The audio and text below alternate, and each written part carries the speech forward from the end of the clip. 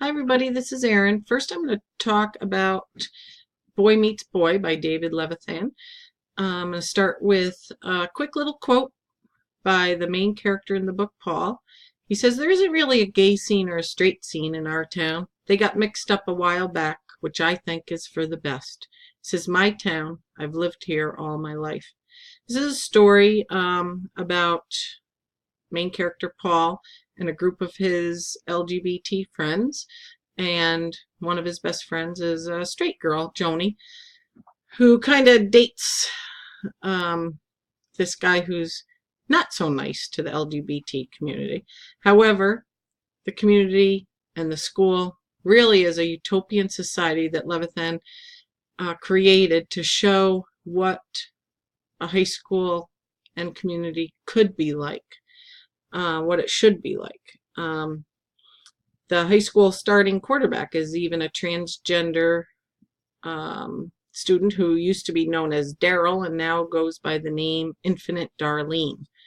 Levithan deals with a gay student who has very religious parents who feel that he's going to be damned for eternity if he doesn't change, and they do everything in their power to keep him from his friends and make him change his ways.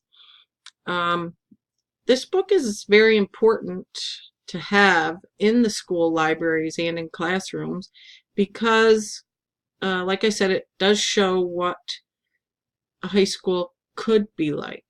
Not that at this point I think there are any or many schools that are as accepting of their LGBT students as displayed in this novel. I found it a bit unrealistic in that way, but when I read, there's a Q&A at the end of the book. It's an anniversary edition that I read. Levithan said that he wanted to show what could be, not the way things are. And not that any of us are free from painful memories from middle school or high school, but these students, these adolescents in this school are free to express their sexual identity without fear of being beaten up, laughed at, ridiculed, or made to feel worthless. And this is could be an important tool to foster conversations about the treatment of LGBT students in the school community and how straight students can be supportive and non-judgmental. And it's a way to begin conversations towards change. The second novel that I read, The Realistic, from the New York Times Young Adult Literature bestsellers list is This Is Where It Ends by Marieke Nijkamp. And I also will start with a quick little quote from that book by one of the students. "Mom? No, I can't speak up, Mom. You have to listen to me. There's someone in the school." His voice trembles. "No, I mean with a gun. There's someone in the school with a gun."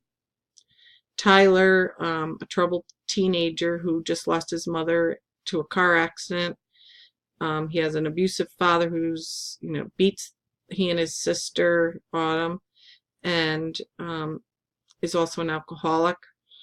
And Tyler snaps. He's just getting back to school after an extended expulsion, and he knows, since it's the beginning of a new semester, that the principal will be having an early morning assembly welcoming everybody back to the last semester's school. And what he does is he chains the doors shut so no one can get in or out from the auditorium. What he doesn't know is that his ex-girlfriend Claire's on the track team. She's outside at track practice, and his nemesis is in the principal's office, actually playing a prank on the principal, gluing her stapler and tape dispenser and everything to her desk. Tyler calls out to the principal in the auditorium. As the principal looks at Tyler, he shoots her dead right in front of all the students. By the end of the novel, 39 teachers and students have lost their lives, and the survivors are scarred forever. This novel is very scary to read. The notion that this type of scenario has happened in American schools is truly frightening, and the novel alternates between four main characters. Autumn, Tyler's sister; Sylvia, who is Autumn's romantic girlfriend and sister to Tomas, who is Tyler's archenemy; and Claire, who is Tyler's ex-girlfriend. We enter their very thoughts as they bring us through this page-turning, heartbreaking, realistic novel.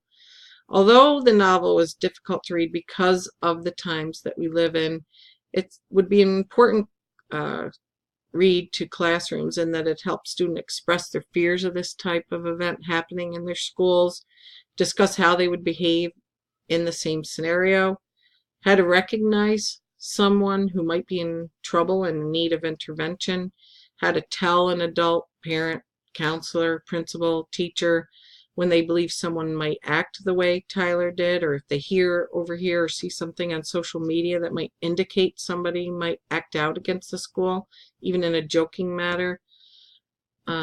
These threats need to be taken seriously. And like many of the topics that adolescent literature broaches, it's relevant, raw, and important. And lastly, the film, The Fault in Our Stars, film directed by John Boone, and it's based on the novel written by John Green. And Hazel Grace Lancaster is a 16-year-old cancer patient who feels isolated.